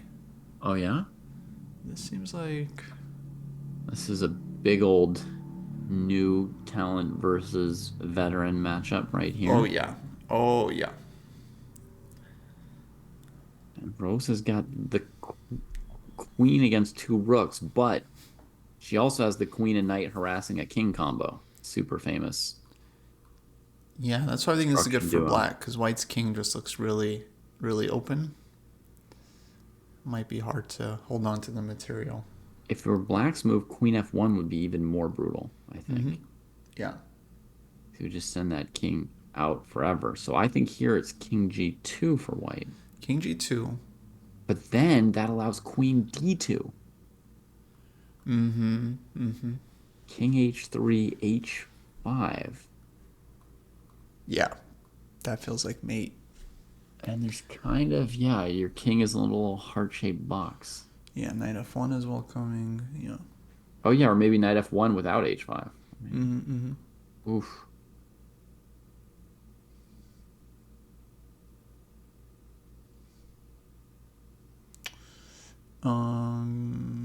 Yeah, and on knight e3, that allows queen f3, queen takes g3. So, yeah, to me, this is big problem. Uh-oh. Yeah. Big problem. Big problem Okay, for the go former Rose. U.S. champion. Yeah. I mean, Rose is somebody who you can tell works really hard on her game, so. Absolutely. Good mindset, too. She plays a lot. She's always learning from her games, win or lose. Yeah, she's definitely still coming and coming for now. Gonna keep getting better.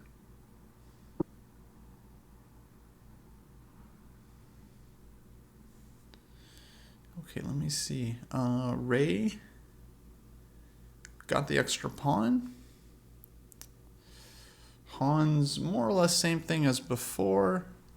Traded off pair of rooks. Seems like black is holding. Yeah, he just played queen b6 without the h4 move. Oh, true. Oh, he's got this f2 square. So he snagged the pawn. Black can take on a3. Yeah. That seems very drawish. Like black has this nice a pawn. Yeah, the a pawn is pretty quick counterplay, so white has to either, queen or give up on winning as that a pawn gets close. And to Aaron and anybody else, you can ask all the questions you want. It's never Mm-hmm. annoying. We're here to answer people's questions about chess, for sure. Yeah, exactly. That's what we're here for. Yeah.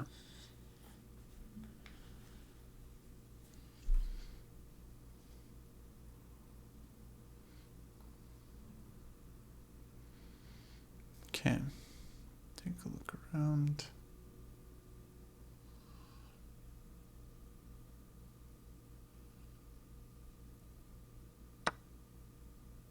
Queen b6 was capturing a pawn, yeah. Omnipotent towel.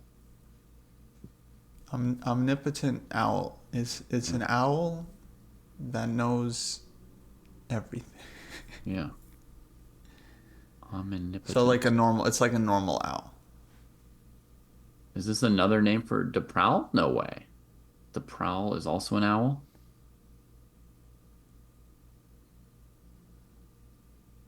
Okay. Cool.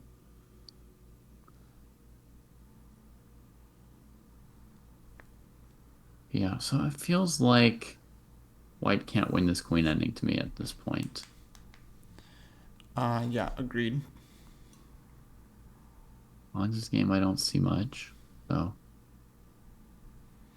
Hans also, yeah, I'm thinking that's a draw. Carl Milton asking, when playing, do we keep an actual number count for space and tempo in your head the whole time? So, no. In terms of space, I don't even count space advantages. Do you ever count how big your space advantage is, Kostya? I don't really quantify it. No, I would For me, it's say, just yeah. binary, right? Like I have more space or I have less space or nobody has more space. It's not totally binary. Like I think there are positions where you have like a little bit more space versus a lot more space. Okay. But yeah, I don't like count squares. Count it out, right? Yeah. Because like the decisions that you would make rarely depend on like how big your space advantage is. Like with the tempi, it's nice to know how many tempi you're up if you're thinking like, can I leave this knight hanging and start an attack? Um, but with the space advantage, if you're considering whether or not to trade pieces, it's enough to know you have a space advantage, pretty much. Yeah. And then as far as the tempi count, I usually have a sense if I'm ahead or behind, but I don't always keep track of the number. I frequently do count it though, because it does inform decisions I make. So I will frequently count it, even though I don't always keep track of it. Um, so I'm somewhat closer there to keeping track of a tempo count in the opening only. Um, and it doesn't really necessarily help me search for a plan. It kind of guides me on how aggressive I should be or how scared I should be if my opponent's ahead on tempo. It gives me a barometer for how aggressively the player with more tempi can play and like what the danger level is. Yeah, because I think what you're getting at is like chess has a certain underlying logic to it. And so if both sides play normal, correct chess, then there shouldn't be like a huge advantage for one side. But if one side gives up a move, then multiple moves, then the more time they've given up, it's like the more likely it is for the other side to have a chance to exploit that. You know.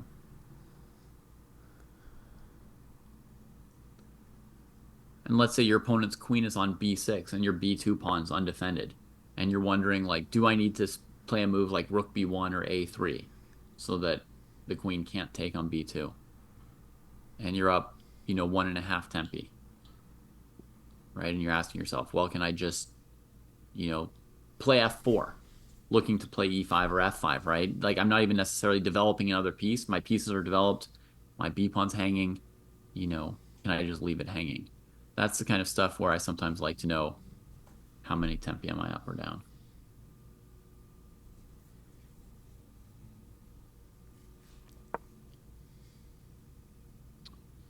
Yeah, what space will do in a circle of ancient puns, well, it does actually a different thing in the end game than the middle game. So that's like a weird thing with space. But what space will do in the middle game is it'll mean that some pieces will be tripping on each other in the camp with less space.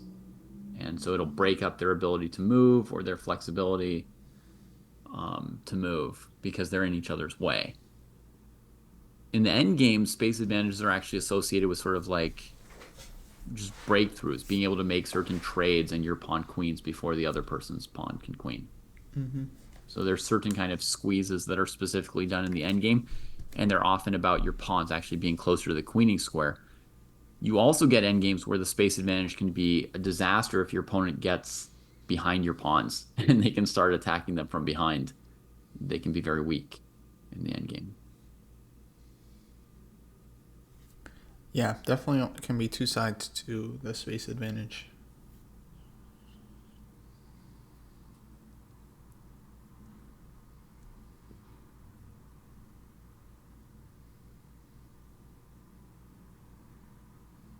Knight c6. Okay, so you've got this two pawns versus a knight endgame up here. Yeah, and I'm thinking it's not that simple for black. Mm-hmm. Because if b5 here, Mm-hmm. then where does black go? So if you go knight a5, it's hard to make progress. Right. If you go knight e5, then there's f4. And then I don't think that's so easy for black. Mm-hmm. Yeah. And white has another candidate move here in queen to d5, which also is not like obvious how black proceeds. Queen d5 could be a move, yeah. So Yeah, in general, yeah, I'm skeptical that black has I think you might be much. right. Mm-hmm. Yeah, it might be totally fine for white.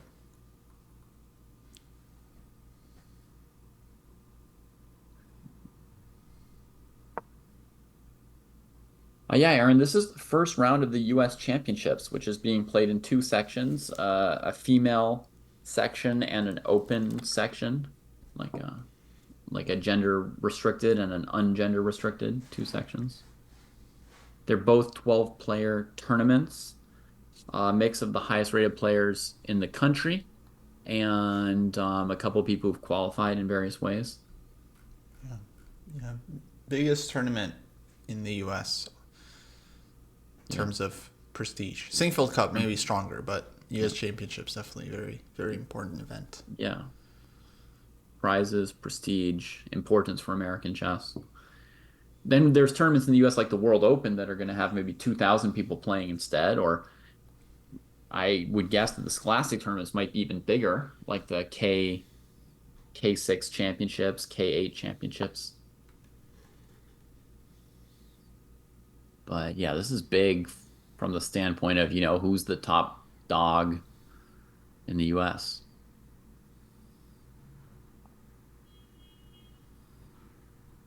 And we've got so many top dogs in the US now that it's dog eat dog action from the first round. Yeah, tons of dogs. And it's like, who let the dogs out? B5 the choice, huh? So I didn't realize this F4 idea was what was coming, Kostya. I'd sort of thought knight E5, maybe white would just play A5 and hope they weren't mated. Can you explain what's like the thought process? Like what made you think of playing F4? What are you trying to get at? Just mess with your opponent's piece? Yeah, just to get a square for the king, but then also I want to play queen c6 for white. If the knight starts hopping around too far.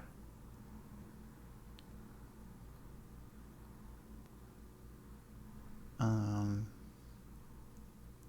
but yeah, I mean, knight f3 check, king f1 might not be scary. So then in that case, a5 is totally canon to move. And then black has to be careful, not because if you just float with this knight, you don't actually create counterplay, then white's pawns will just promote on you. Right. Yeah. If you don't mate, then white can just promote. They don't care that you have another knight that's not anywhere near the A file or not near enough, right? The knight doesn't cover the A file Yeah. Mm-hmm. from E5. Tatev should be fine. I think the safe move for black is knight A5, just trying to make a draw by keeping everything stuck. Right. Both Agreed. sides stuck. So that I seems don't drush. I don't see the threat from knight E5. Like, what do I want to do next as black? I don't know. I guess like queen e4. If you're just looking for at least a perpetual. Okay, so we go queen E4, and then on the next move, knight F3 would become a perpetual. Yeah, possibly more. Sometimes there's more, but yeah. At least a perpetual. Yeah. Okay, I can see that. So knight E5 with maybe the idea of queen E4. Yeah, that's why I kind of like f4 because it doesn't give black time. Mm-hmm. And then So we you're want to even get trying to maybe win as white when queen you're c. playing F4. Yeah, I want to. Yeah, I want black to overextend. And I mean, actually, I think this might be a problem for me in that I'm usually looking when I'm calculating. I Mm-hmm. usually look at lines that win for Mm-hmm. me, Right? not for the opponent. Yeah.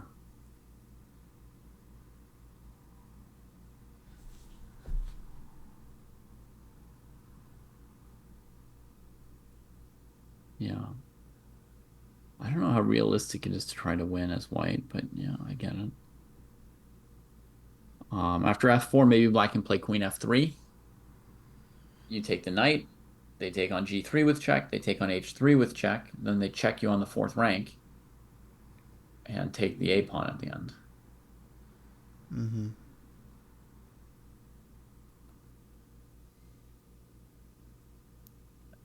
Uh, Yeah, I don't know. Probably a draw still there. yeah. Maybe white goes e6. Yeah, Goko, I was thinking if f4, knight f3, king f2, knight d2, queen c6 there. And then I don't know. I mean, maybe it's bad. Knight D2. You wanted to go queen C6, huh? Yeah, but might not be good. You might have a clever knight E4 check, king F3, knight to C5 move. Mm-hmm. Yeah, queen e7 I didn't calculate. I don't know. I don't know what's happening there. But I think it's probably risky for white. Uh-huh. Mm. No. Oh, nothing played yet. Yeah, a5. Probably safer. Probably.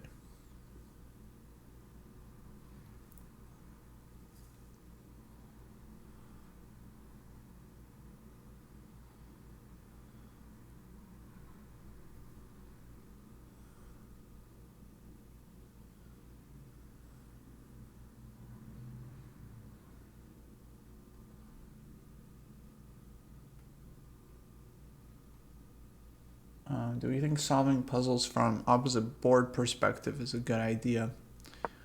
Maybe. I haven't experimented with that much yet. I've done a little bit. Yeah, I've never tried doing that. Might I do help. in general when I'm looking at games, I don't like flip the board around to a certain perspective. So I'm used to doing a lot of puzzles from what I consider sort of a bird's eye view, where I'm not really looking from white or black side too much. Um, I feel like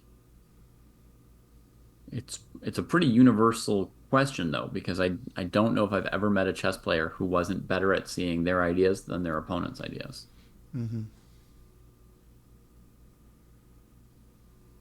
Was knight e5 played? Yeah. Okay. 85 on the board.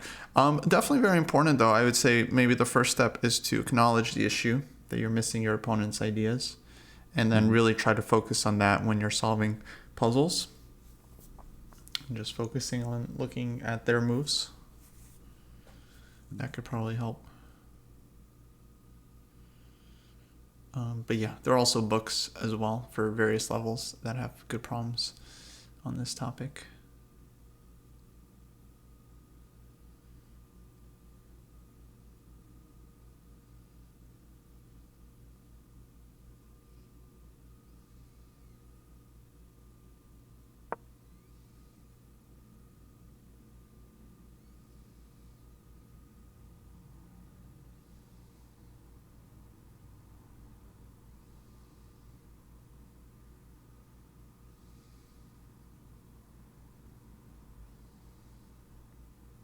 Oh, that makes plenty of sense, Aaron. We talk about that all the time, Kostya, Jesse, and I. Mm-hmm. Yeah. That's why when I give my students homework assignments, for the past decades, I would always try to put in some positions that don't actually have an answer, where they're supposed to say, oh, there's no tactic here. And I just try to train my students to look at tactics in every position. No matter what. Yeah. Because you don't really know in the game, like if you have a tactic available or not. But the first step to finding it is to look for it. So Okay. if there is something to find, then if you were to find it, the first step would be to look for the tactic. Right. So you might as well look every time. Well, except that there's a time limit. Yeah. But you don't have to spend a lot of time. Mm-hmm. But I would say at least looking for a little bit to see if there's some potential. Then if there's potential, then you spend more time.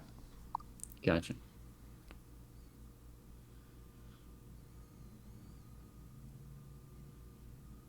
But yeah, you have to believe that there will be tactics that come up in the position. So there will be stuff to find at some point. So you just kind of soft assume that there's something every move and you try to figure out what that would be. Yeah.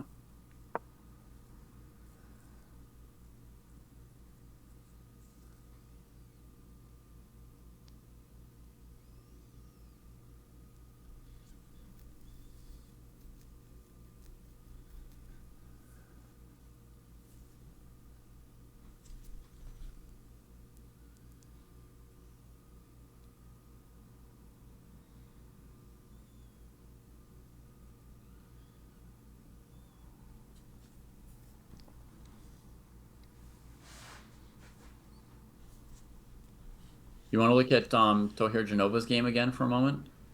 Yeah, this one's looking good for black. Looks like we had bishop c1, rook d4, bishop b2, queen h4. Now there's a mate threat.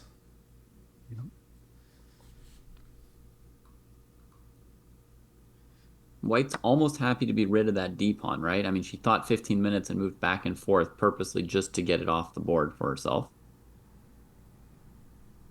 Yeah.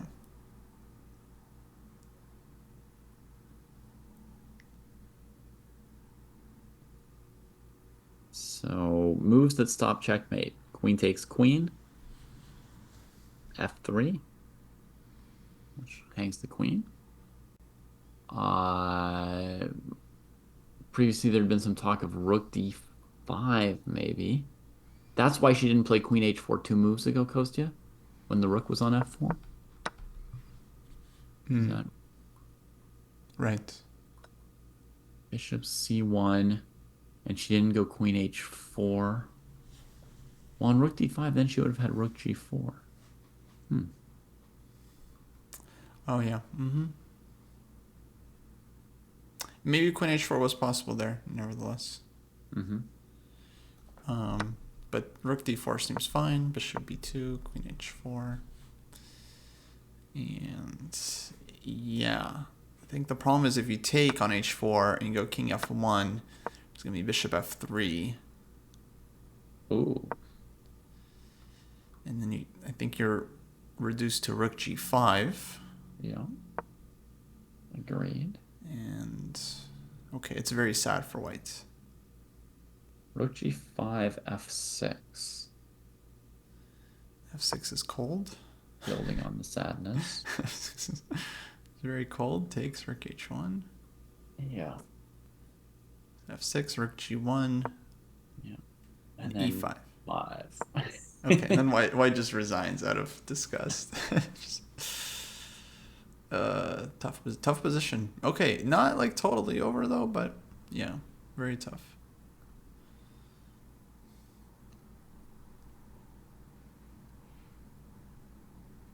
Some nice little subtleties. Yeah. Looks like Rose did win against Anna. So big win for Rose. Wow. That finished out pretty quickly too, Kostya. Show us the violence. Yeah, we kind of felt it. Yeah, White's king just being so weak. So Queen d2 was nice move. And that check. Mate came fast. And that's it. Mate coming on g2. Why was there no rook c2 a move ago? Oh, because knight e3 taking the rook. Knight e3, yeah. Yeah, just queen and knight are just vicious. I mean, I think... Oh, no, but you lose the knight too. Yeah, so there was no defense. Yeah. So nice one. Nice one from Rose. She's tied for the lead. Jennifer, you drew. I thought actually she had nice position, but I don't know what happened. And now looks like Begum's probably going to win as well. And then Todd of Alice, totally unclear. Anything can kind of happen there. Let me just check with the open section. Mm-hmm. Okay, Hans and Fabi, they got into a rook endgame. Hans actually, okay, officially better, but probably a draw. Mm-hmm. And then Robson still trying to nurse his extra pawn in the queen endgame. And that one, some chances still, but feels like black is very active and good. Yeah, I thought the black queen was going to go to d5. On the move it went to c4. Yeah.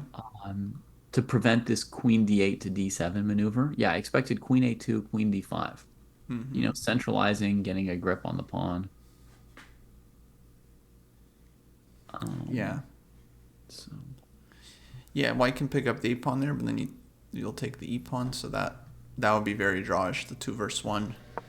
Right, yeah, I just assumed white didn't want that.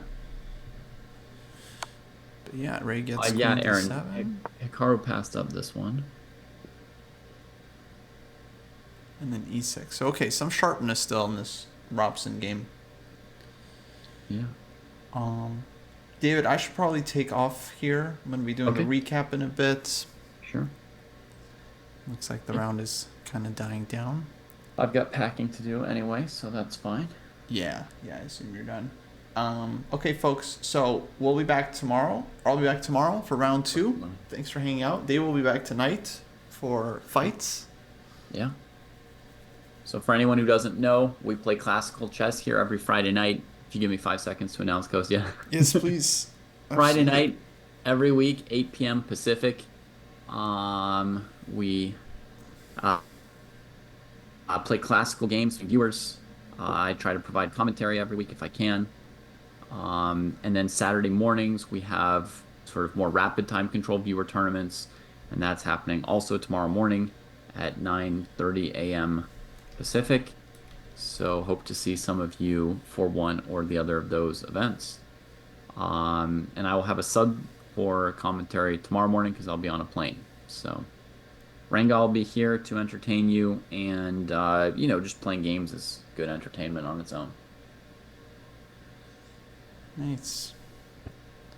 All right, folks, we'll be signing off. We'll raid St. Louis.